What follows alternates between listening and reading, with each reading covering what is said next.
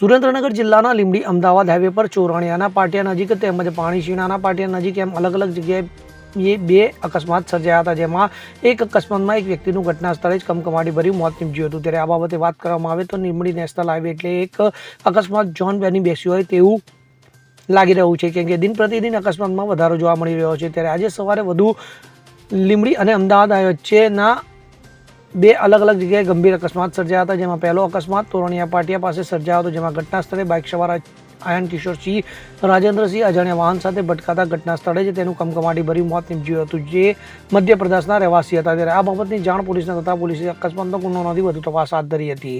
તો બીજી અકસ્માતની વાત કરવામાં આવે તો પાણશીણીના પાટિયા નજીક એક અજાણી કાર દ્વારા બાઇકને ટક્કર લાગતા અકસ્માત સર્જાયો હતો, જેમાં બે વ્યક્તિઓ ઈજાગ્રસ્ત બન્યા હતા। ત્યારે આ બંને ઈજાગ્રસ્તોને 108 દ્વારા લીંબડી સિવિલ હોસ્પિટલ ખાતે ખસેડવામાં આવ્યા હતા। ત્યારે અકસ્માતમાં સાયલા તાલુકાના ગંભીરભાઈ, ગભુભાઈ અને રિહાભાઈ વિભાભાઈ ઈજાગ્રસ્ત બન્યા હતા, જેમાં ગંભીરભાઈને હાલત ગંભીર હોવાથી ફરજ પરના તબીબ દ્વારા સુરેન્દ્રનગર ખાતે રિફર કરવામાં આવ્યા હતા। ત્યારે આ બાબતે લીંબડી સિવિલ હોસ્પિટલમાં એમએલસી નોંધાવા પામી હતી। ત્યારે લીંબડી નેશનલ હાઈવે પર અકસ્માતનો સિલસિલો યથાવત જોવા મળી રહ્યો છે। કલ્પેશ વાઢેર સાથે CN24 ન્યૂઝ, સુરેન્દ્રનગર। હવે જુઓ દેશ દુનિયાની તમામ ખબરો તમારી આંગળીના ટેરવે।